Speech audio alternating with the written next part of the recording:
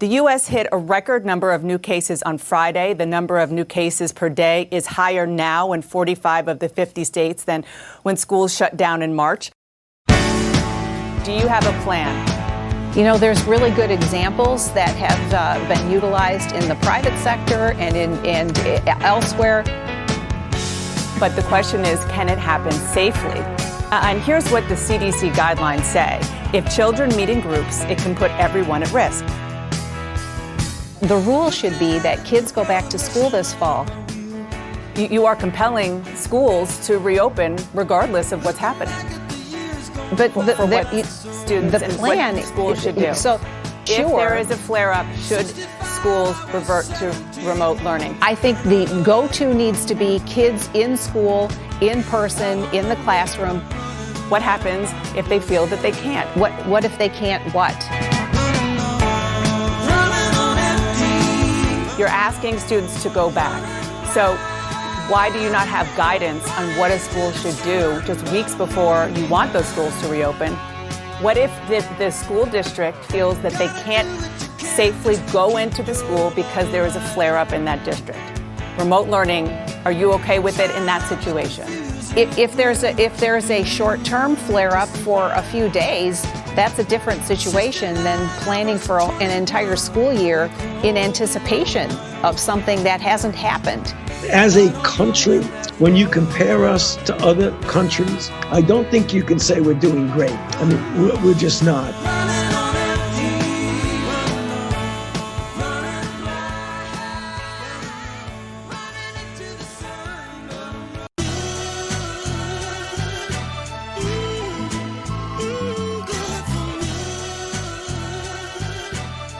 The Born to Be Mild podcast.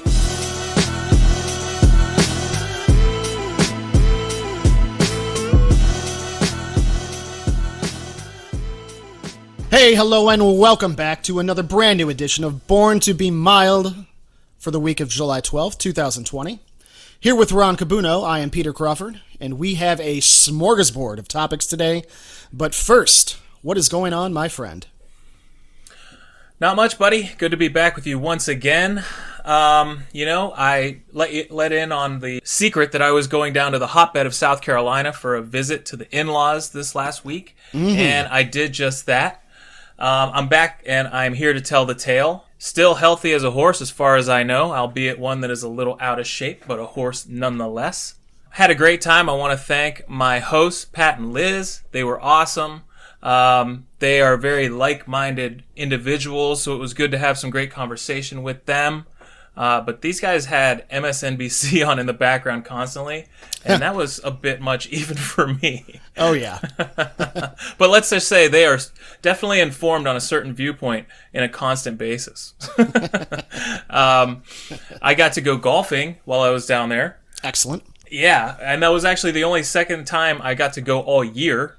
The other time was with my other father-in-law, so it looks like that's the only way I actually get to go out, is by invitation only of the proxy parents. Yeah, tough times.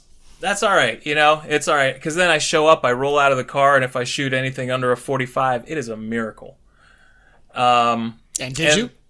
Well, no, it was right around there. It was a little north of that, but my father-in-law, he didn't play that well, and he assured me that he is a little bit better than that, and I believe him because I saw glimpses of real prominence, but sure. It wasn't there that day, but that's all right. It was hot and muggy, and we had a great time. And then this morning, I took the baby out for an exquisite run through the gem of Youngstown, Mill Creek Park.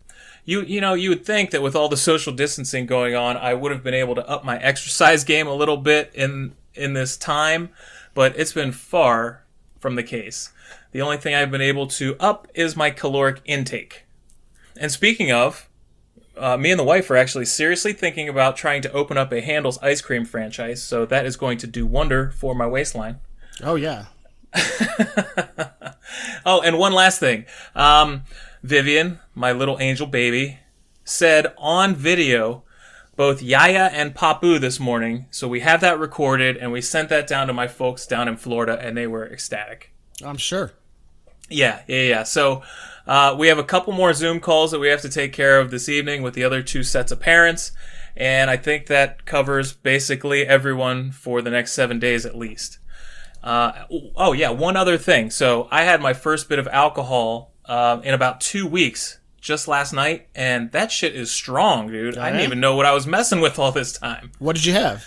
Well, I broke into my big old stash of Buffalo Trace and just had the normal. And it was really, really spicy and good, and one was plenty. You were plenty warm after you were done. Yeah, it was bedtime. Nice. But yeah, I saw that you were out a little late last night. How did that go? And so did you enjoy yourself? And also, what else has been up? Well, yes, first of all, I was. We have a mutual couple, George and his wife, that we are both comfortable with seeing, and they're comfortable with seeing us because we're both very much within the protocols at all times. So, yeah, we spent some time with them, had some drinks, did a little barbecue, hung out, played some kid games with his oldest son, who is 3 now. So, very good age for doing the games and activities. Not so good with the attention span all the time, but it was fun. We had a good time, and the best part about it was George, who leans a little bit more right than I do. His family in general is a little conservative. We had a wonderfully civil conversation discussing all the things that have been going on regarding the coronavirus, and then especially with the political situation. And we kind of found out that a lot of the wedge issues, such as gay marriage and gun control and abortion, we mostly kind of rest in the same area. The main difference between us is that he kind of believes that Trump has done some great things and sees Biden as a complete disaster, whereas I see Trump as an unequivocal disaster, and I'm still uncertain about what Biden is going to be. Hopefully we can get into that today. But other than that, we had a relatively slow week here. I managed to hurt my back working out. Signs of getting old, man. Sometimes you just hurt your lower back, and you didn't even really do anything. I was just working out. I'm just doing a regular workout, and I got lazy on my final set, and that laziness cost me a little tweak. Yeah. And I feel like I kind of compressed the bottom of my spinal cord, so that's been a little painful the last couple days. But other than that, the week was great. And like I said, the best part, having some actual discourse with someone that I can walk away and feel like it was civil and constructive. That's always nice because you realize that you do both occupy the same effing planet. And it's very reassuring to get that in as much as possible, because then you can see the conversation actually being furthered in real time with somebody who might then go on and espouse those mutual viewpoints to other people that he or she might be like-minded of. Right. Once you step outside of the realm of social media, and particularly if you're having an exchange with someone with whom you share mutual respect, and whereas George and I have 20 years of friendship under our belt, it's easy for us to have a conversation, respect one another's opinions, and even though we may not be ideologically aligned on every issue, we're still able to further the conversation and understand each other's points of view. And if only the rest of the country were not so obsessed with screaming incessantly, anonymously. Can I say that? Anonymously. It's mononymously. Mononymously? Let's go ahead and make up a different word. Synonymously online. And reap no repercussions, and just walk away angry and have nobody change their points of view whatsoever and just be pissed off.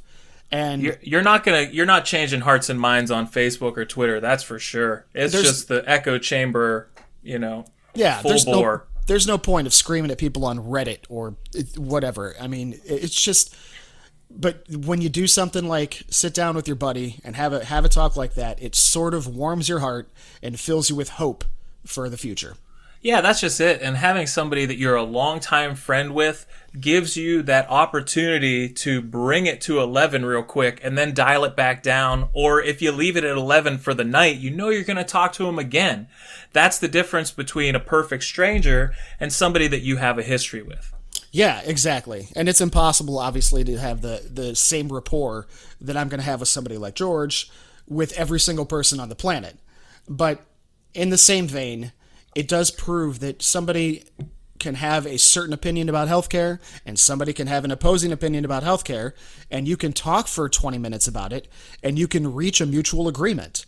And not only that, then what you've gleaned from that understanding conversation with a friendly audience, you can then take into the rest of the world and maybe find the inroads with the perfect strangers. Correct. And if nothing, it's an exercise in trying to interact with these perfect strangers. So totally. Oh, and by the way, I totally feel you on the working out thing, right? So we got the garage all cleaned up when we got home from the road, and obviously the weight bench finally got unearthed. And I come from a history of actually pulling my back out or tweaking it a little bit, wiping my ass one time about 4 years ago. So I know exactly what overcompensation laterally can do for you. But yeah, I got a little neck thing, and I slept with the heating pad for a half hour this morning just to try to get rid of it, man. It's just like, holy crap, where did that come from? And the answer is unuse and a destabilization of homeostasis. Right, yeah. And, late 30s. So there's that always too. that to factor in. Crumbling. So, Jesus Christ. Just falling apart. It's like the old Louis C.K. bit where he's talking about if you're 22, they will rebuild you a new shoulder. If you and then 40, he's like, yeah, now you're 40, and the doctor says, yeah, you just got a shitty ankle now. well, what's wrong with it? No, it's just shitty. By the way, not to take any of the shine away from us, but he has a new podcast out. Oh, really? Yeah, it came to me because I'm a subscriber to his newsletter or whatever. Uh-huh. And it's a 10-parter. You pay $5 and you get all of it. And he's limiting the releases, so he did the first 2, and then he just released the third one a week later, and it's going to come out once a week for the next, 8 weeks now. Oh, nice. Haven't listened to it yet, but I can assure you that if he's talking, it's got to be quality and a little bit controversial. Yeah, and probably funny. So fuck yeah, that man's a genius. He is. So Louis C.K., if you're out there, you're welcome for the little prop, and I expect a mention on your show. That's right. I mean, obviously, we're the number one plug he's going to get across the nation this week. No question. So, on our fine program this week, we will be talking about the coronavirus. Oh, my. I know what is you guys that? have heard of it at home. We're going to bring it to light to you right through your ears.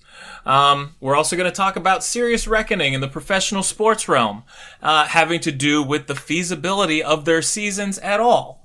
And then, of course, we will talk about our least favorite orange person in the world, Donald T. Rump.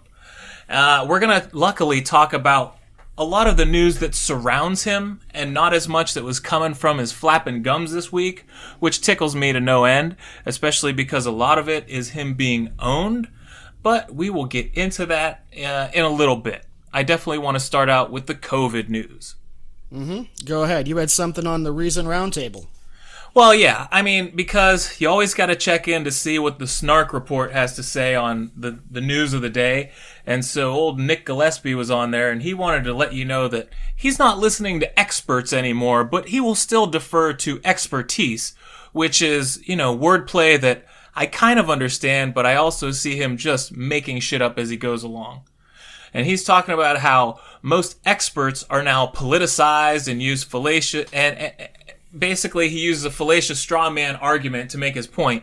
And he's saying that this person, this imaginary scientist or whatever, said, oh, it's just fine for you to go out and protest for George Floyd, and it won't be a super spreader event, but then they're going to condemn you for going out if you want to protest the shutdown on the Michigan State Capitol steps.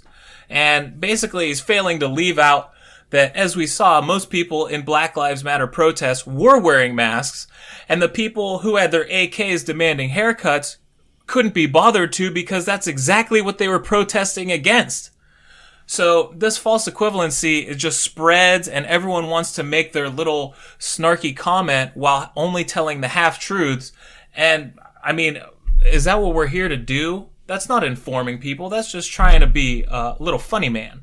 So it really got my gird up. Yeah, it's nothing if not glib. The false equivalency of the BLM versus the protests outside of the Capitol building with the people who wanted to open back up, which we are now seeing may not have been the best idea, but we'll get into that.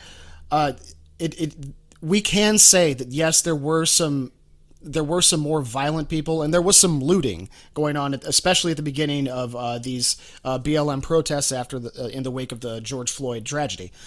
But that doesn't mean that the anger and the potential for violence wasn't there with these armed people outside, maskless, demanding to reopen for, the better half of a week and a half, the better part of a week and a half, I should say.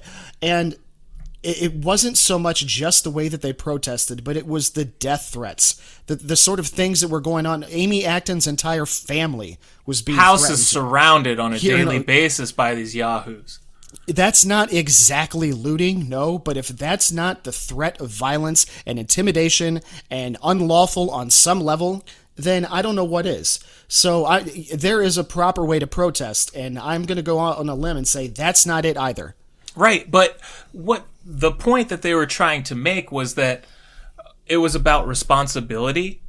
And so what is less responsible than not wearing the mask, than putting all science and common sense aside for your own personal reasons? It's terrible. The mask conversation has gotten to be so politicized that it's become a meme within itself. And you're seeing all of these stories now online of these. They're actually, I don't want to laugh at them, but I also can't fully feel a lot of empathy for these people either. Oh, you're talking about like the people who went to the COVID party and then died? Yes, people who go to a COVID party. The guy that went to a COVID party and then died, and on his deathbed, he's saying, maybe I made a mistake. Right, and I thought it was a hoax. There was another dude who was like, you see his timeline on, I think, Facebook or something, and he's like... Wow, it's the exact two I was thinking about. Go ahead. Right, like, that's really powerful stuff, and I know that you can bring up that anecdotal evidence to hopefully scare people into doing the right thing, and that's exactly what the right will say, is that it's just scare tactics, but these are real-world examples of how doing the wrong thing will get you or other people deaded. Correct. It's not supposed to be a scare tactic. It's supposed to be a cautionary tale. It's supposed to be an example of what can happen if you don't want to play by the rules. And not only that, but we have seen that there were studies done that there were not significant spikes that were derived from the protests, but we did see this week that Tulsa had a giant upsurge 2 weeks or so after the Trump rally, where nobody wore a mask and everyone was breathing down their own nasty, hairy necks. What a coincidence. Exactly. So, they're not going to wear masks, but when Trump went to Walter Reed this week, he finally wore one again, outside of the back room of the Ford plant in Michigan, like last month. He wore one in public and said during the interview afterward or something, he's like, well, if I'm going to be with people who are on the front lines, I should probably do that. And I'm in a closed space. I'm talking real close. I'm like, where is this coming from? You are 3 months late to your own party. Why can't you just catch this thing and suffer irreparable damage? It's ridiculous. Yeah, he showed up, he had that black mask on, and I did a double take, and I don't understand how you can politicize this thing. And it's really what he does. Trump's entire platform has been built on dividing and demonizing half the country, and now suddenly it's liberals who wear masks. And now all of a sudden you're going to throw a mask on. The level of flip-flop right there is shooting through the roof. And it's the talk of the John Bolton book, which is essentially anything that he did and does during his presidency is only seen through the prism of re-election and popularity. It has nothing to do with national interest. No, it never has. And that's the truth of an election year for almost any first-term incumbent. But how about the last 3 years? We know what he was the last 3 years. We talk about it pretty much weekly. But that's what I'm saying. Like, it's never about the national interest. He has been on a constant re-election campaign since the day he took office. Well, he certainly never stopped quote-unquote campaigning. So. That's right. And he was holding rallies as soon as he got in. mostly because Melania wasn't there to put him to bed at night.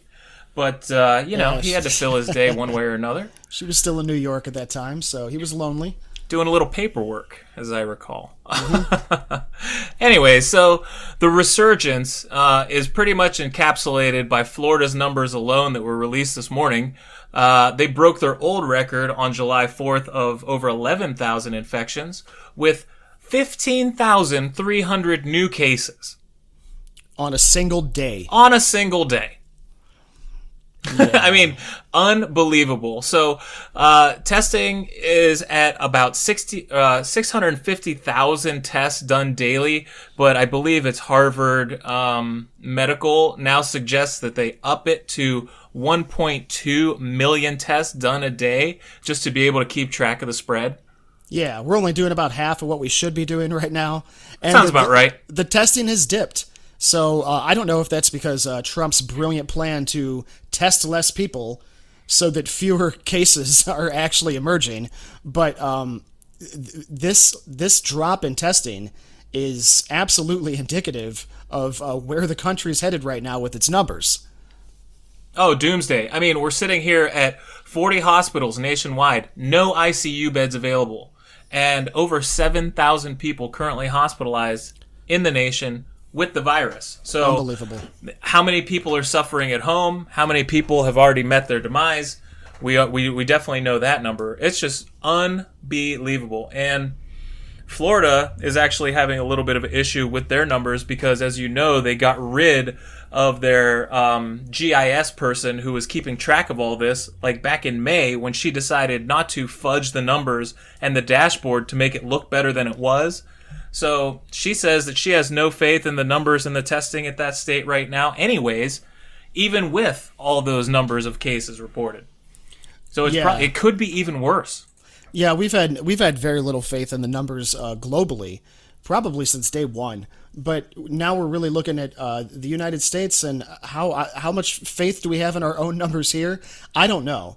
But I know that people are still getting sick, and I know that when we look at the daily cases that we do know about here in the United States, the difference between what we are having daily versus what countries like Germany, Norway, Denmark, whatever, admittedly, smaller countries, but the difference is so unbelievably exponential. Sure, smaller, more responsible, less craven countries, less defiant. Seemingly, yes, exactly. These are people who are willing to cooperate by their nature.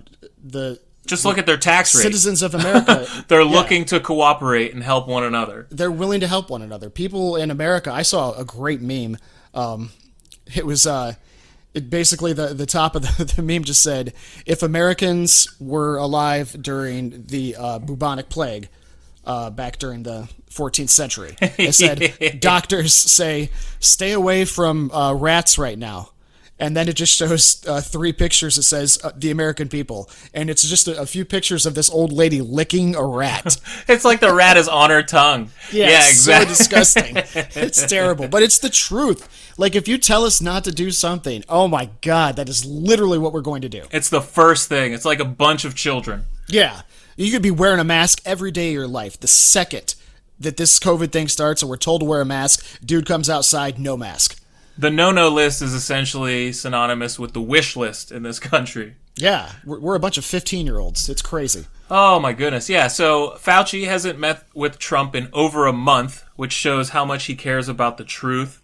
Because this guy, for all his mistakes, which Trump said, all right, so Trump says he's a nice guy, but he's made many mistakes. Oh, so true. So we know at least half of that is true about Trump himself, and yet he is still allowed to do his job to whatever ability he does it. But the hypocrisy, once again, through the roof. Betsy was on CNN this morning, and she got her school lunch handed to her. So they're saying, what's your plan? And she's like, well, if you could just take some cues from the private sector, which obviously is completely decentralized, haphazard, and whatever they feel like doing, then that should be able to be a good model for schools to reopen. And she's like, well, wait a second. You're saying that you don't want a national reopen plan because you don't want to have some kind of umbrella policy for the nation, and yet you're giving out the umbrella policy that everyone must reopen. So which way do you want to have it? Yeah, this woman has been kind of under the microscope since day one, especially by the left. The woman is an idiot, and the idea that she's in charge of our education is almost as ludicrous as Trump himself being in charge of the country. But I don't know how, during all of these firings and these people leaving the administration and leaving the cabinet, of all of them, by far and away, she is one of the worst in charge of this department, and she has managed to stick around this entire term. All right, so I think the reason might be, at least in part, is because she comes from such a rich family that she doesn't need to grift herself. So she's not getting caught with her hand in the cookie jar. She's just trying to break the cookie jar and let all the greedy children get to it first. It's crazy because you have Trump saying that he's going to take away... Well, all right, first of all, there's a meme going on around online that is basically showing Betsy DeVos, on her Zoom call in front of her bookshelf like everyone does, but there's no effing books on the shelf. And there couldn't be a more appropriate picture and visual encapsulation metaphor. of this woman and her approach to learning than that. Hilarious. So maybe there was a cookie jar or just a piggy bank behind her that I didn't see, because that's all she really cares about and thinks people should be able to lean on is their inheritance. So yeah, Trump wants to say that you have to open up, full stop, and if you don't, we're going to cut your funding. And Youngstown City Schools, right here where I live, said that they're going to go online for fall because it's just safer, or at least they're strongly looking towards making that happen. And it's tough because I know how tough it is on parents, because parents aren't being compensated for staying at home, so they have to make the tough choice of education or childcare in a lot of cases, or they have to endanger either themselves or their children by putting them in places they might not want to have them. Yeah, it's quite a conundrum, and I don't know that there's really a correct answer right now. We're trying to figure out a plan. I think online is probably the way to go, but it's not like with college, where taking online classes is something that has already been widely done, and these people are adults. They know how to handle their curriculum on their own. These Right. are kids, and these are things that aren't that easy to teach unless you have a hands-on approach. And they're not that easy to teach unless you're experienced with the coursework. Like, if you want to try and teach advanced grammar or math or science to a child as a parent who might have taken the course 20 or 30 years ago, you're going to be up shit's creek real soon. And that is not going to be for the benefit of your kid. So they're not going to be getting that quality education. No. But on the same time, on the other side of the coin, you have really strict rules for how they could open up and go back to school. And they're talking about, all right, there's not going to be any class changes or going to the cafeteria for lunch or gym. And so you're asking 13-year-old, 12-year-old kids to stay in one room and not go near their friends for, 8 hours a day, 5 days a week. That's completely bonkers. It's also about 50% of what you're taking away from going to school during the day. Yeah, exactly. That socialization and that understanding of, Yeah. I get it. Like, so you're damned if you do, damned if you don't. And you have the leader of the education department just asleep at the wheel once again. Yeah, no surprise with her. There are no, like I said, there are no real solutions right now. You've got, if you have a household where mom and dad are both working, you're just not going to end up getting a good education from them no matter what. And on top of that, like I said, the online thing, so I get it that he may want to put people back in school, but it's not safe. My buddy George's wife, who we were with last night, she's a kindergarten teacher, and she is extremely scared to go back to school because she's got asthma. And she's wondering if something is going to happen to where, she's going to walk around in her mask. But how easy is it going to be to teach kindergartners with a mask on? How are you going to get kindergarten kids to wear a mask? How is all of this going to work? And let's say that the infection rate of kids is very low and that the asymptomatic spread of children is very low as well. That's fine. But they were talking about, I think it was Betsy DeVos who said that it's going to be 0.02% of children will have a mortality rate when they catch this. And if everyone catches it, then you're looking at 4,000 dead kids just because you sent them back to school. And that's apparently okay. And those kids are expendable. And that's not even talking about like you said, the teachers, the parents, the janitors, and the administration at the school, who are not children last time I checked. And they are yet being forced to go into that environment, that unsafe environment that has no plans and has inadequate testing. You're seeing the tests come back longer and longer nowadays. Like, I went and I did my project baseline like 2 months ago or whatever, and I got the test in like 36 hours. They're talking about like 5, 7, or more days to get your test back right now, if you can even get in to get one. What the hell? How do you expect that to work? All of the progress that we made on testing, and it feels like we're in some kind of a twilight zone where we morphed back to March. There's the worst part about all of this is that a school is no different than a church. It's one of these places where you're going to be sitting right next to someone. You're going to be there for hours and hours, actually talking, congregating. That's why you can't go to church. You're there for hours. You're in close quarters, and most of all, you're in a place that's poorly ventilated. Most of these schools, pretty much all of these churches, are very poorly ventilated, and we're now learning that the coronavirus is airborne. It can be out in the air circulating if you're not in a place that's got great ventilation. So it's hanging out. You don't have to spit directly on someone. It could just be floating in the air, and you could breathe it in, and when you walk by 5 minutes later. That's right. So aerosolized is a very big problem, and you can open up the windows to these schools, but anything north of the Mason-Dixon, that's going to be a no-no come October. All right, you're going to get a month of school in before you have to close everything up again? Yeah, it's going to end up being the same level of disaster as what we're seeing right now publicly. There's just no way to handle the kids inside of a closed classroom like this. And what you got DeSantis out there saying, well, if we can go to Home Depot and Walmart, they can be open. We can obviously go to school. Like, last I checked, I didn't go to Home Depot 5 days a week for 8 hours a day. When I start doing that, we can make that comparison. Not only that, I leave my kid the hell home when I go to those places. Right. This guy, something else, man, something else. When he had his little son out there building the wall in his campaign video, you knew that state was in for a world of hurt whenever his hand was on the trigger.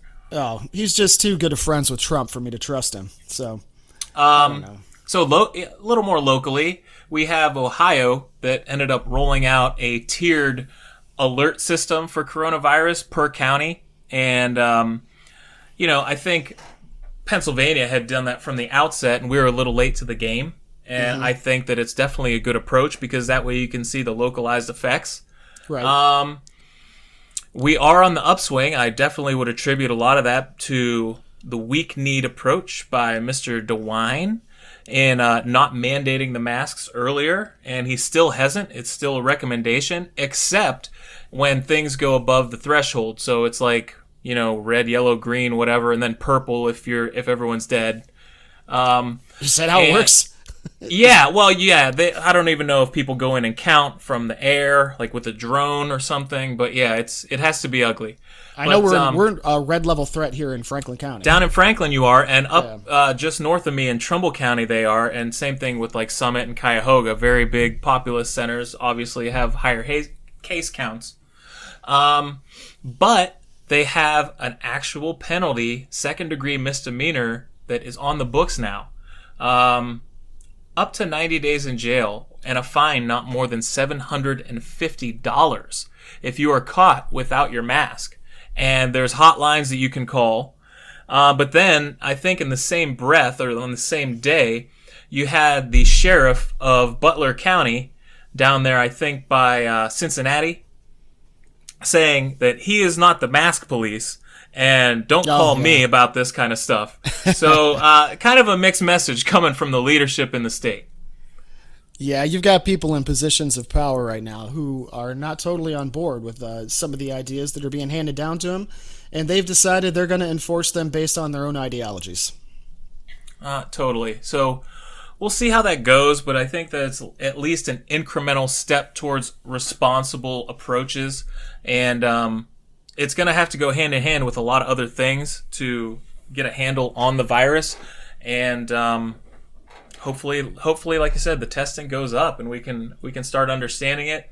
I know that the pregnancy test version that we had talked about months ago is getting Right. closer to actually coming to fruition. So it's this place up in Northern California. They partnered with GlaxoSmithKline to be able to roll it out in magnitude. But it's based on CRISPR technology, which is super cool. So CRISPR, the gene editing program, technology, software, whatever the hell it is, I'm not that smart, but that is being utilized in these little pregnancy tests. And obviously it's not altering any genes, it's just finding the sequences, raising the red flag, and letting you know that it's in there. So it's about as early of a detection method as is available, which is totally cool. However, they said they're not going to even be able to roll it out till probably the end of the year. Yes, another 6 months is a little too long. I feel like we would like to have that by fall, if it were up to me. But Right. If it was up to anybody, we'd have it yesterday. But, it is cool that things are moving in the right direction. And, will probably come a day where you could buy the 50 pack of these and you test yourself every other day. And you really stay on top of it, and everyone can be a lot safer about it. Because if you're waiting 7 days to get your test back, if you were being proactive about getting a test because you were near somebody who had a positive infection, how many people have you been around in the meantime? yeah, that was one of the big conversations we had last night. Apparently, George's family, which is, like I said, heavily conservative. They're also Greek. And I know the conservative Greeks. I'll tell you what. Yeah, they had a big wedding last weekend. Oi. Huge wedding. And Opa. every Greek wedding seems to have 300 people, and this one Yes. was no different. Mine did. Well, as it turns out, But not in a pandemic. one of the groomsmen tested positive for the coronavirus 2 days later. Oh, man. So terrible. I don't wish that upon anybody. I mean, even if they're being willfully ignorant, outside of the president, I don't wish it on anybody. Yeah, I really don't wish it on anybody, period. But the fact, and it was a true Greek wedding. The woman, the matriarch, who basically was in charge of everything, said no masks. No. And so not a person in there was wearing a mask, and they were doing all of the kissing and the Greek dancing, and everything was as it always is. Hands on shoulders and big breaths in each other's faces. Yep, all over the place in a nice closed-off area full of 300 exposed people. Couldn't even have the decency to have it outside. Yeah, it's awful. So I don't know. If I was at that wedding, I can tell you 100% I would be getting tested. So... Would you have worn the mask even if the mandate was asked of you not to? Oh, let's be serious. I wouldn't have went to the damn wedding. There you go. Thank you very much. That's the right answer. So why don't you keep us updated in the next fortnight as to how that plays out? Yeah, I'm pretty curious myself because George's older brother was there, and he was also in the groomsmen's party. So we'll see about that. Worldwide, Corona not the only thing happening. China's still dealing out some bombshells for us. What do you mean? Well, speaking of us living through the bubonic plague, we are living through the bubonic plague. Apparently a case popped up in China. A lot of people made much ado about nothing. They went crazy about it, and you know what? It's not that big of a deal, everyone. The bubonic luckily, plague... I found out about that. Just seeing all the scare tactics or whatever had me research it a little bit, and a couple of Googles later, you find out it's common. Guess what? Yeah, it actually is common, and it's treated very easily with antibiotics. See, the difference between now and the 1300s is that we have soap, penicillin, antiseptics. It's and a the whole internet. different ballgame. You can spread the information, good or bad, to anybody. Right. The plague, not such a big deal once they discovered soap. So, no big deal. We're not going to have another breakout of the plague. So I would relax on that. Everyone kind of going into a panic and being like, geez, China, anything else? Right, exactly. So I will take people who love to demonize Xi Jinping for 1,000, Alex, and the answer is Trump. So in Trump news this week, where do you want to start? Well, we should probably start with the thing that he was just most recently demonized with the most. Okay, and that would be Roger Stone, right? Correct. Okay, so this guy was commuted of his sentence of, I believe, 3.5 years, and it was a sentencing and a conviction that even William Barr was quoted as saying was righteous. And this was 7 counts of felony obstruction of justice and witness tampering and like threatening and stuff. So like this was all based on him backdealing with the Russians about leaked information. Like it had nothing to do with Ukraine or any of the stuff that was the crux of the impeachment. These were real offenses, and he got convicted by a jury. Right. And yet he's going to skate and he's walking home and Trump says, guess what? I love you, buddy. Thanks for everything you do. This is my friend. This one's on me. It's ridiculous. Even Romney came out to call it, quote unquote, historic corruption. It's unbelievable when you've got people in your own party. You've got people on both sides of the news. Fox News, MSNBC, of course, CNN, it doesn't matter. Everyone is looking at this. This is like, I don't even know what this is. Is this corruption? Is that what we want to call it? You could, but you can't call it unprecedented. And that's another thing that Certainly I had to learn this week, was that this type of commutation or pardoning has happened, I mean, at the same level of egregiousness many times over the history, well, not many, but a handful of real humdingers over the history of the country, going all the way back to Thomas Jefferson. So Yeah. abuse of power is known to occupy the White House before.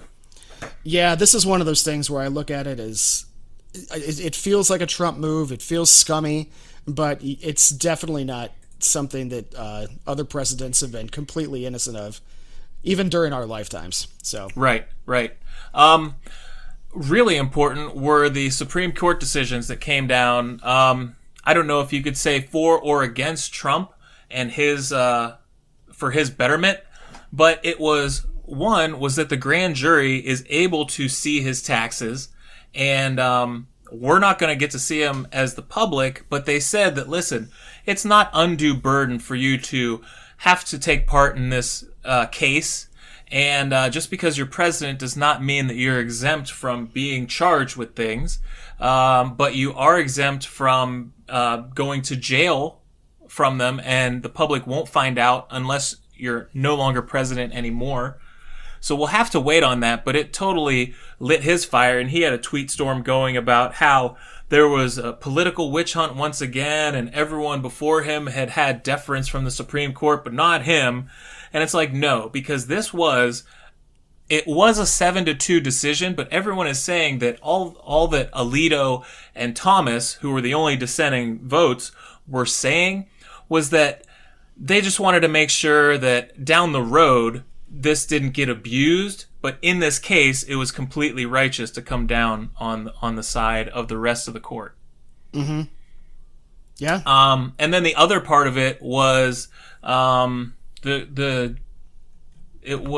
Congress basically asking if they were able to get their hands on his tax returns because they wanted to look at all the wrongdoing.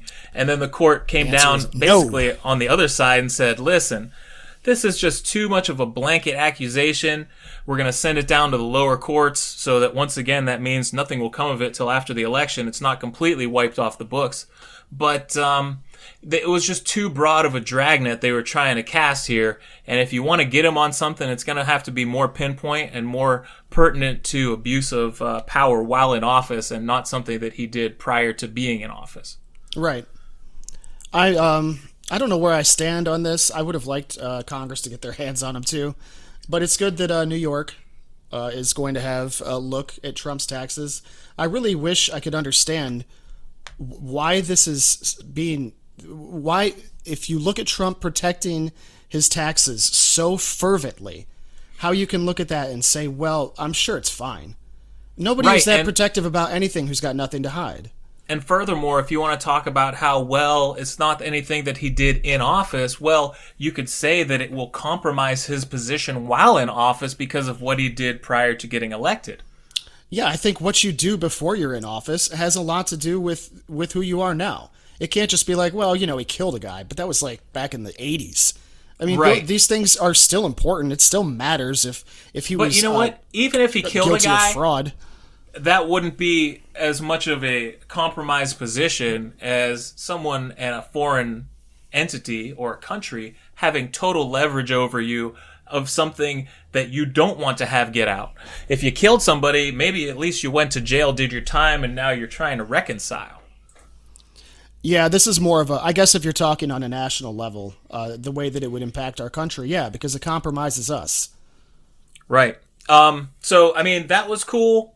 It was good to at least get to understand the inner workings and to see that no one is above the law. Even if we don't get all the goodies that we want right away, at least the Supreme Court is kind of holding up their end of the bargain about being impartial and taking these things one case at a time. I don't like a lot of the ones that they've done recently, or I mean, over the course of his presidency, but recently, you know, especially with John Roberts, you're seeing integrity come to the top.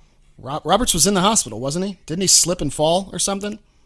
Was that like a month or so ago or something like that? I think this was last week. Was it? Yeah. Unless he slipped and fell twice, which is possible. The guy's old. So he's one of the younger ones, but yeah. He is, yeah, but you're on the Supreme Court. You're old. So you're very old. Yes, you've been doing this shit a long time. I agree. I've been impressed with Roberts and really the court as a whole, because there have been, now you've seen some party line stuff, but like there's actually been some compromise and some blind justice being served. How about this for a little factoid? There was a 10-year period where Clarence Thomas didn't open his mouth during questionings at the Supreme Court. Really? 10 years? Yes, 10 years. Because there was this recent case where he was asking a lot of questions and people were completely dumbfounded. And they talk about how he has this propensity to lean back in his chair while people are giving arguments and stare at the ceiling. And that any one time that he like rocks forward or gets anywhere near the mic, everyone's like on bated breath and waiting for him to say something, and he never does. And so like when he starts asking questions, people are wondering if the world is turning on its axis. That's how silent this man is. He like never really takes part, and he says it's because these litigators get so little time in front of the court. He doesn't want to take up their time with his own line of questioning. But I see it as something a little different than that. That's the most half-assed reasoning I've ever heard. But if you see how long they get in front of the Supreme Court, it is minuscule. And with the weight and the severity of some of the things that they have to bring forth, I understand it to a degree, but not to his extent. No way. Right. So, I mean, that was kind of wild. Lincoln Project, once again, just owning Trump from the outset. And then there's this other one who is like, what is it? Republicans for Joe Biden or something, where this one like Southern dude is like, yo, I voted for Donald Trump, my bad, fam. And you see people coming to Jesus, having a come to Jesus moment on like a little online video, like a Facebook live video that gets spread and then turns into a whole ad campaign. So they just want other people out there to understand that it's okay to reconcile. It is okay to have a change of heart once you've seen the evidence to the contrary. And this guy in it was like, you know what? If the DNC got rid of Joe Biden and put a soup can up for nomination, I'd vote for the soup can because I know he wouldn't be as bad for the country as Donald Trump. And that's basically what we've been saying forever. Yeah, it's the whole anyone but Trump movement. It's something that's actually picking up steam more and more, even though it's a ludicrous thing because you're never supposed to vote against someone, supposed to vote for someone. But in this case, I particularly with the Lincoln Project, you're seeing more and more that even as Republicans, they're at the point where they're like, I don't care, just not this guy. Yeah, I voted for him before. I screwed up, and it's okay. It's okay to say that. It's okay to be regretful about your decision that you voted for him, and to be a Republican and to not support him now. That's fine, and it's okay to say anyone but him at this point, because I don't know who else could damage the country more in the last 6 months than Donald Trump has. Totally agree. I mean, if being divisive was a sport, he would be in the Hall of Fame. Yes, and that's really John Kasich was on one of the CNN segments, and they interviewed him talking about basically the way that's kind of Donald Trump's fallback. Anytime he's in a place where he's uncomfortable or he's not sure what he's supposed to do leadership-wise, so basically all the time, his go-to move is to become divisive, become incendiary, become mercurial, and to become defensive. And that's what we heard, like, about how he ran his businesses, where he wanted as much infighting as possible so that everyone has to come to daddy for the answer. Oh, God. And no wonder he's had so many businesses go belly up.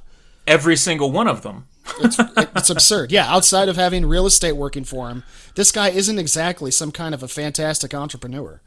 No, and the way he got to real estate heights was by over-exaggerating the worth or under-exaggerating the worth when it came to taxes of his properties, or basically just putting his name on somebody else's nice building. You name it. Any type of grift or self-aggrandizement that will get him to the top and get him a little more change, he has done it. He's a charlatan all the way through. Yeah. Absolutely. And he disassociates himself from reality, and he's been doing it for decades. It's not new. This isn't a new thing where he can't deal with facts and reality, and he doesn't understand that, these things are happening and they're because of him. He's always lived in this little fantasy rainbow camp that he's invented inside of his own head. And so to that point, this is where I understand when Joe Biden was saying that Donald Trump is a singular irregularity or an anomaly. A lot of people wanted to get on him about how, well, actually, he's just a symptom of American life on the right as we know it and how it's, come to be, which also is true. But there is actually nobody who's been spinning this conceited tale of lies for this long, this consistently. So in that, he is a singular force. He is. And outside of his relatives and the people who are still on his payroll, pretty much everyone close to this man in his entire life has come out and lambasted his entire existence. And that includes his niece, Mary Trump. She even carries the Trump name. Mm-hmm. And she's dropping a book, and I've not read it, but I can promise you that I will. My wife's got it on pre-order. Yeah, I'm 100% going to read it. And some people are really quick to say, well, it's probably a cash grab. Like, well, you can't just say that every time somebody has something negative to say about Trump, it's a cash grab. I mean, some of these people have legitimate gripes, and this is his own relative. She's a doctor, for Christ's sake. She doesn't need the notoriety. So what she's saying, basically, in this book is that it's not new that he's a grifter. It's not new that he's delusional. None of this stuff is something that's fresh to him as an adult or his presidency. It's something he's been his entire life. He's always been a fraud. He's always been dangerous. She is a doctor of behavioral psychology, I believe. So yes. This is someone who can just very succinctly tell you why he is the way he is, and also be able to do it from a personal standpoint. So she knows how Trump's dad was completely hard on the other two boys, and how you're either a winner or a loser in his mind. And so Trump would always beat up on his younger brother and say, "Look what I did, Daddy, isn't that great?" And just lie time after time to appease the dad at all turns. And it's a really twisted tale of a childhood that leads up to the guy that we see today. Yeah. She basically went out and said that his entire life, he's embraced cheating as a way of life. And right. that kind of builds a foundation for the kind of guy you see today, and even the kind of stuff that makes him a creep. We've all seen the stuff about Joe Biden smelling hair, but let's not forget about the fact that Donald Trump, not just his weird stuff with Ivanka, not just his weird stuff inside of a child's pageant dressing room, but apparently the first time in Mar-a-Lago that he saw his niece, Mary, in a bathing suit, he said, "Holy shit, Mary, you're stacked." Right, exactly. Like, it's disgusting. This man is very twisted and sees everything as his possible property, whether it be family or strangers or someone else's money. Like, it's all his, and he's allowed to do with it whatever he wants to whatever creepy ends. Yeah, he can get away with what he wants. He paid somebody to pay his high school exams, allegedly. I mean, and you can grab him by the pussy, don't forget. Always. Every single time you can.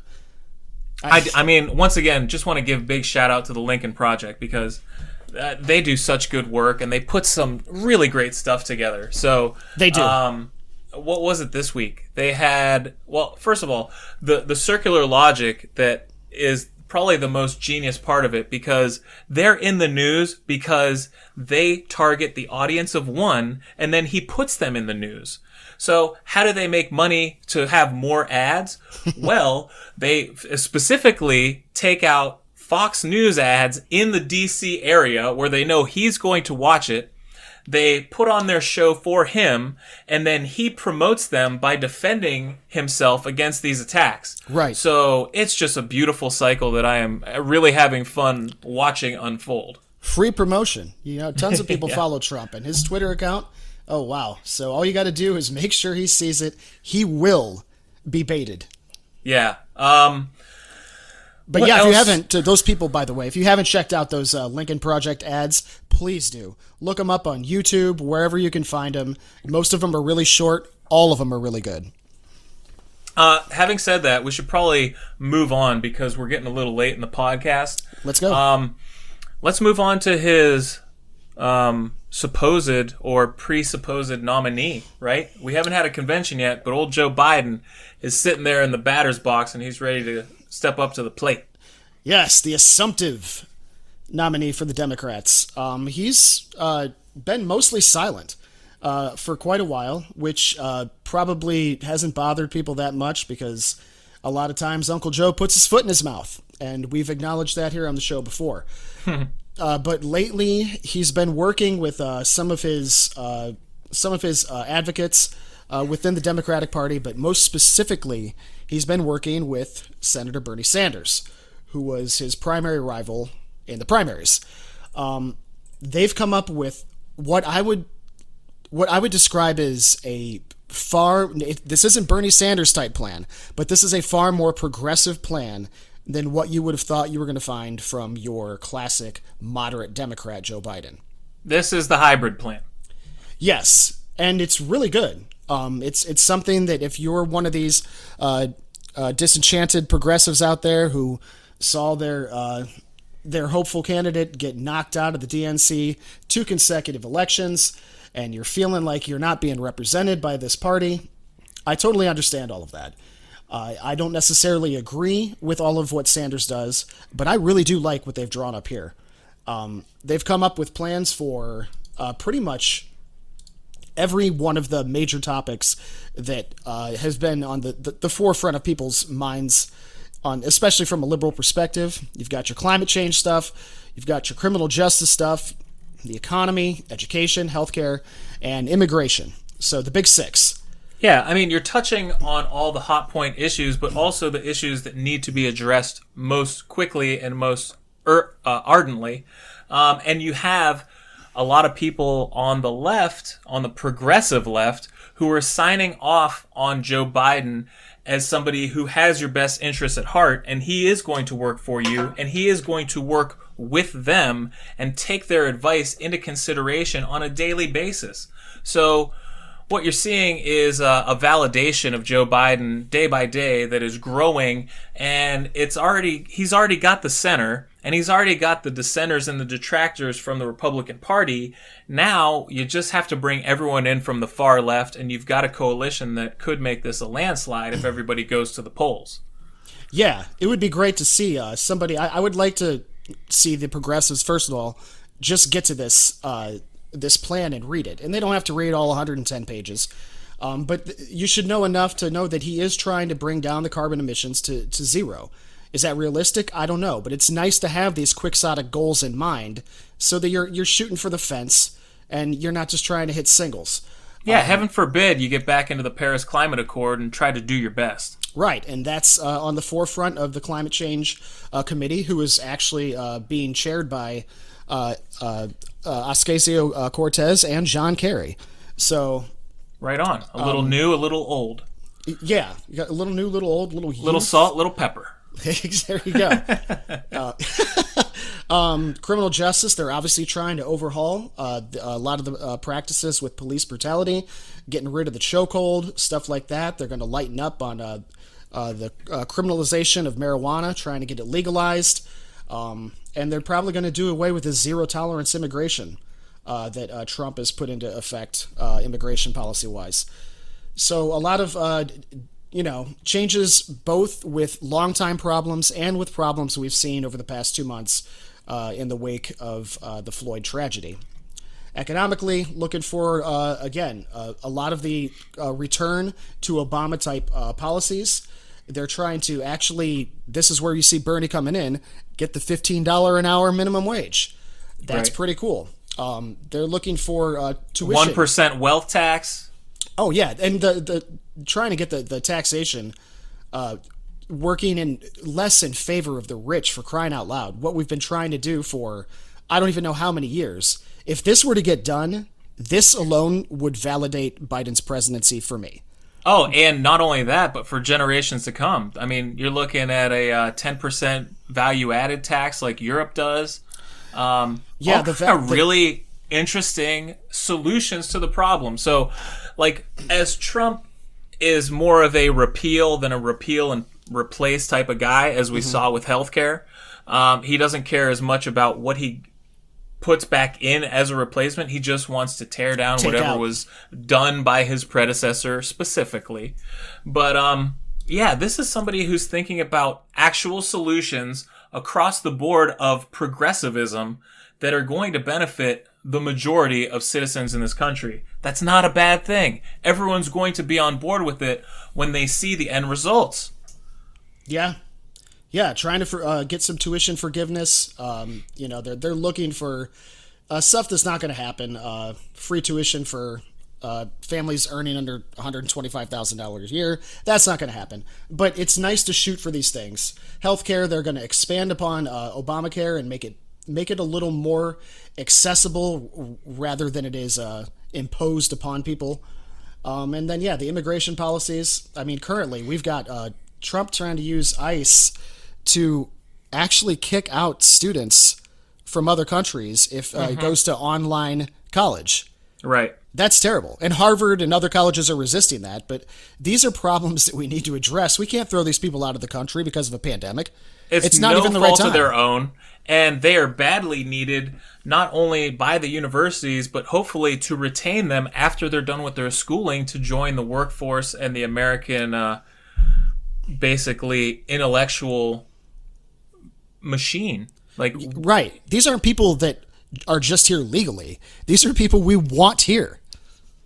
Exactly. He doesn't care, though. Brown skin bad. That's his motto. So the bottom line, it looks like a pretty good plan. I recommend you check it out. If you're interested in Biden and all, and you should be, even if you're not voting for him, I recommend checking that out. All right, so we're running long because we've just been having a really good time today. We do, and there's so much. There's always so much. But, I mean, I think we're going to skip over some of the stuff that we were going to talk about. I think we're going to probably leave a lot of the PC stuff to the side. Let's get to some sports. Let's have some fun. Okay, let's get to some sports. I think we can. And when we say fun, can we talk about how we're probably not going to have football? That's so fun, right? This no is going to be football. Great. Yeah. Now, honestly, like if there was no threat of piracy of all the previous content that all these monopolies hold, there is no reason that ESPN, Disney, ABC, whatever, shouldn't just make every season in the past 100 years available and free for us to watch in the event that there are no current seasons to watch. Yeah, any game you want. Let me just pretend it's 1976 and I don't know who's going to win the Super Bowl. Or yeah, I just want to see Larry Zonka running through that Dolphins line for touchdowns. Or I want to see David Boston catching shit over top of a hurricane. Right. Whatever you want, you should have access to it because we have the tools to do so. And it would be a act of goodwill. Or if you just want to make it $5.99 a month and not $5.99 a minute, that would be really nice. And we would appreciate that as a nation. Yeah. It's probably not going to happen.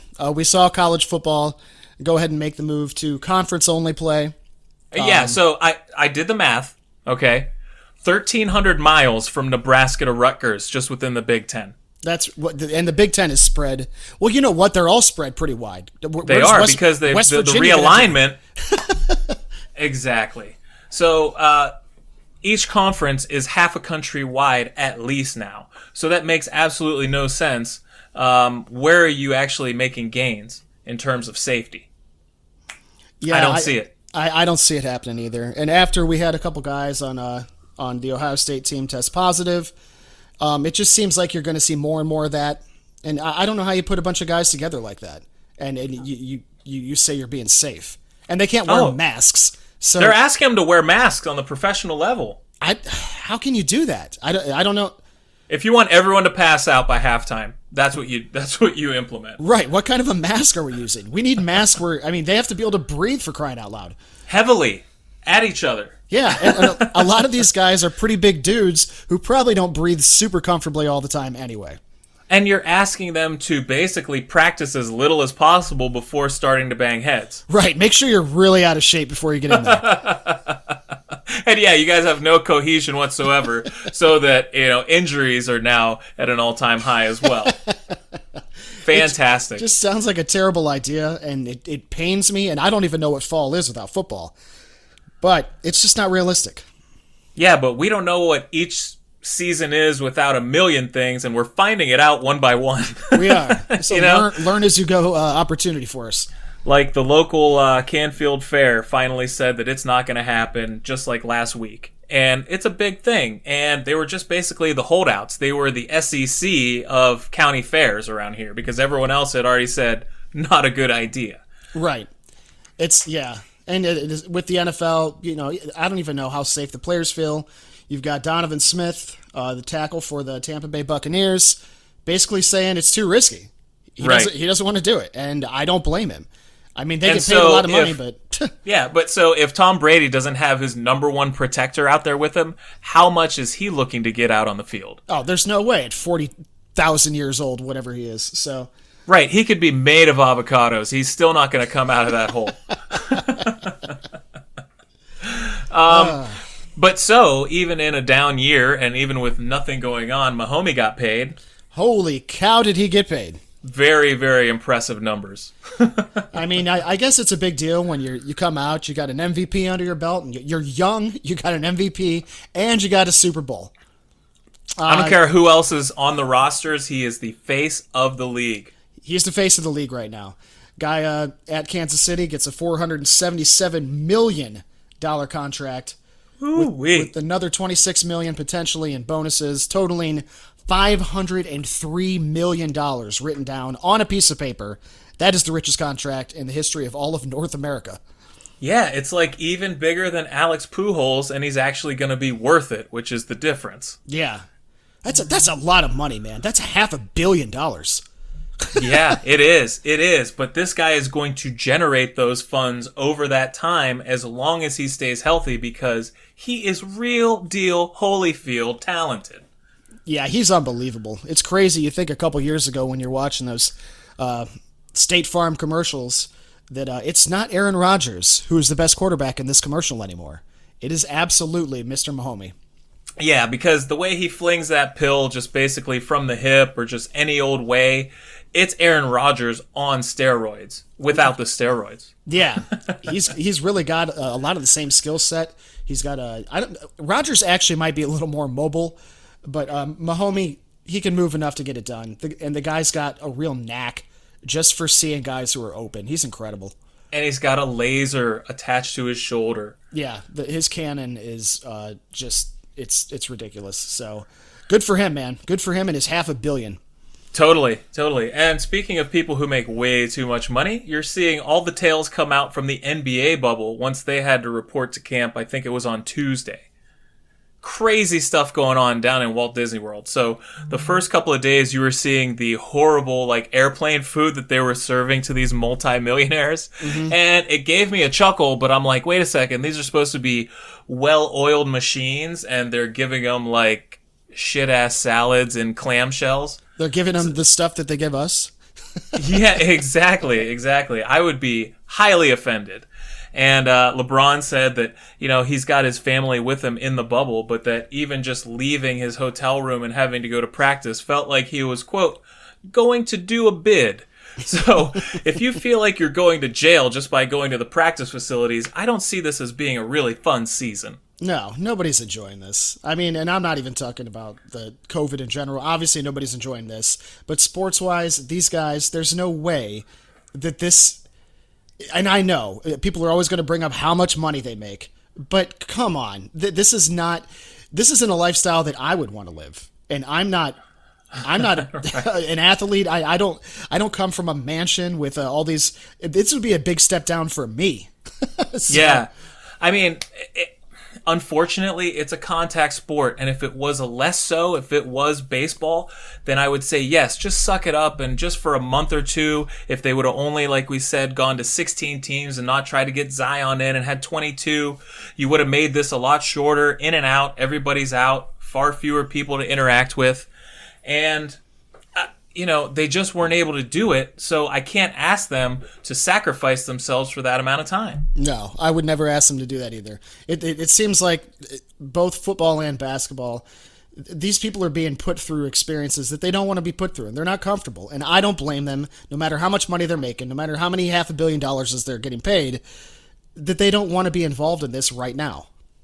Yeah, and luckily we do have other things to entertain us. Now, I do want to just mention quickly in passing the phenomenon that is Bryson DeChambeau on the PGA Tour of golfing people. I don't know if you know about this guy. I do not. All right, so this guy, within the last year, now he's always been known as a mad scientist who is an analytics type dude and lives his life to that effect and lives his golf game the same way. He put on at least 50 or 60 pounds of almost damn near all muscle. Damn. Just recently, he looks like a giant man, and he is owning all the courses that he plays. He's hitting an average of 340 some yards off the tee. Holy shit. Correct. He makes Tiger Woods look like olive oil. That is ridiculous. Yeah, so he's basically got a driver and a wedge in his hand every hole. And he's just taking this brand new approach to the game that is really groundbreaking. And not everyone's going to subscribe to it because they probably physically can't. But I think a lot of people will try just seeing the success that he's been having with it. Wow. Driver and a... Yeah, if par 4, he's probably just got a driver and a putter. Correct. He's taking aim at a lot of par 4s. It is insanity out there. Damn, that's crazy. Yeah. I'll have to check him out. Pretty cool, considering what offerings we do have in the sporting worlds, might as well check it out if you're real. Bryson DeChambeau. Bryson DeChambeau. A nice golfing name of high pedigree, it sounds like, right? It's just a good name in general. Rochambeau. Yeah. But yeah, so a couple more things before we get out of here. I bought the Disney Plus. Okay, we've had it for a while.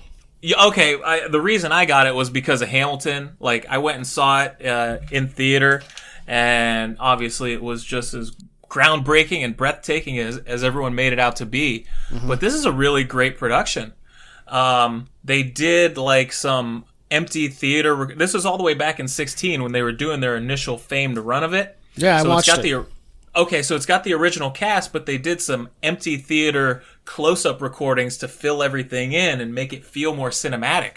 I thought it was really well done. It was super well done. I was surprised. I was thinking we were just going to basically get a one-camera setup, and we were going to watch it from the. And I was happy to see. What's the name of the guy that created the whole thing?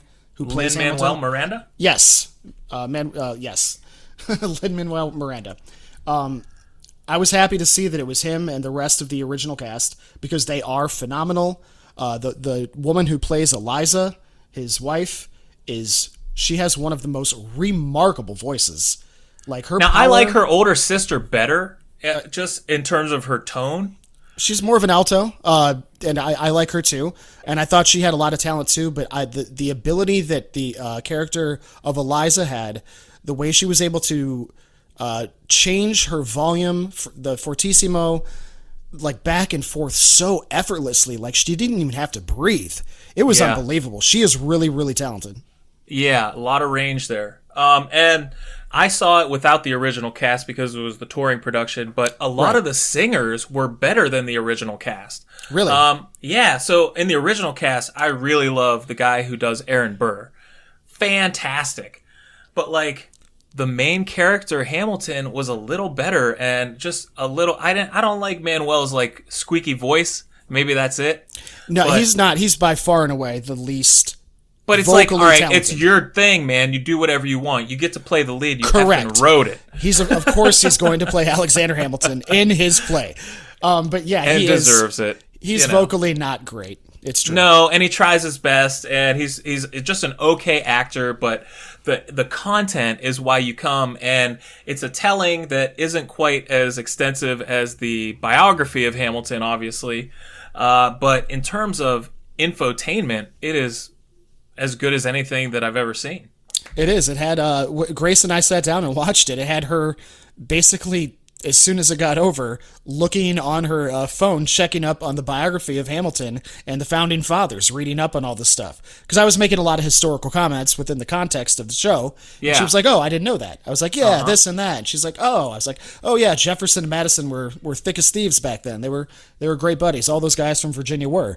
And so later, she spends a half hour just researching the Founding Fathers because it was so damn interesting.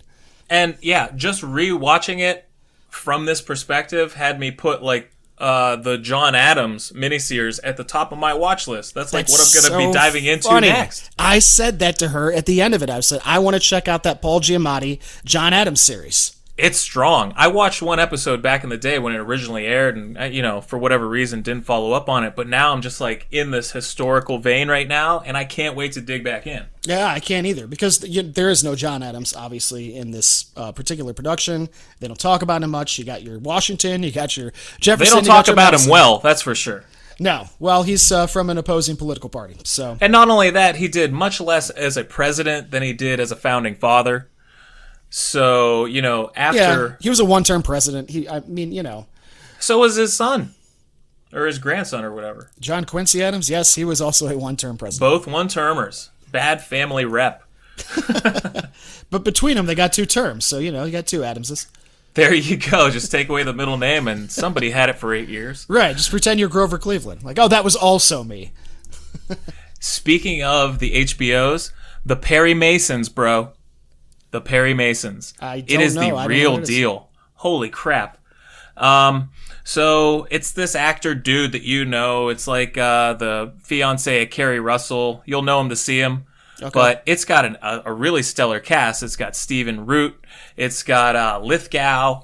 A lot of really talented actors. And this is a seedy boilerplate kind of crime drama from the 20s in California, where there was just rampant corruption and these really horrific murders and stuff that go on, and you got this guy who it's basically the origin story of the Perry Mason that everybody knows from the 50s TV show or whatever. Right. Yeah. Just really just totally captivating, and it keeps you on the edge of your seat the whole time. Interesting. It's actually a little gory, but it's only in service of the story. So you come out of it, you're like, damn, I wish I didn't have to see that, but I did have to see that. I never watched a lot of Perry Mason. I watched Matlock, which very much inspired by Perry Mason, but I was always Matlock. interested. Always I'm more interested. of a Peter Falk Columbo guy. Okay. Just because his ticks were that much funnier and long lasting. But Columbo was good. Yeah. I watched the Perry Masons with my grandmother way back in the day, but they're hardly even in the memory bank anymore. So I might have to go back and rewatch a little bit of that. Revisit them. Yeah. Yeah, I'll have to check that out. The best Please thing do. I've watched recently was definitely Hamilton. I was, even though it was 3 hours, and it's different watching a stage production with a faux intermission in the middle of it than it is going to see the actual play. But, we don't have much of a choice right now. I watched it over the course of 2 nights because I just wasn't up for it all, and luckily that intermission was right where it needed to be. Yeah, it's long, but it's good. So Totally. All right, man. I think that's going to wrap it up for this week. yeah, I don't think I have anything else. I just always want to emphasize, wear your masks right now, people, please. I know there's a lot of contradiction between what scientists have said and what they haven't. The bottom line is it can't hurt. I see some of these maskers out there posting selfies wearing these like faux like net masks. Like hilarious. Yeah, You're that's real so funny. Who are you making fun of? Like, I don't understand this. There are plenty of people out there to find wearing masks, and they're dying. Why not just put them on, protect yourself, protect others, protect me, protect Ron's daughter? Why don't you do that just while you're inside a store for 20 minutes? It's not that big of a deal. I plead with you. I beg you. Please do it. Thank you. Correct. And so if you want to keep the liberties of being able to go to a store, then give up the small liberty and cover your ugly face for 5 minutes at a time. And then not everybody's springing up with asthma all of a sudden, so you don't have a reason not to. I don't want to hear it. And I'm going to look at you with scorn and disdain when I see you not have it and you get too close to me at the store because you don't care about either thing. Yes, and please understand, stores do have a right as a private business to not let you in. That's you don't have the right to tell them I'm being deprived of my rights because they're not letting you in. That's not how the law works, no matter how many memes your uncle shared. Right on, man. All right, so thanks to everybody for their continued support, positive feedback of the show. We appreciate it all. And also, I wanted to let everybody know, congratulations to my wife, Brittany, because, first of all, I want to thank her for taking the little monster out of the house so I can tape this thing every week with you. But I also wanted to let everyone know that she has her own podcast now. It is called Bossy Besties. She does it with her really good lifelong friend Melinda, and they cover some cool topics, a lot of current events, but also just momming and making it through everyday life. It's very cool, so give it a look wherever you find the podcast. Yeah, I think that's all I got, so I hope to see everyone here back next week, and take care. All right, guys, we'll see ya.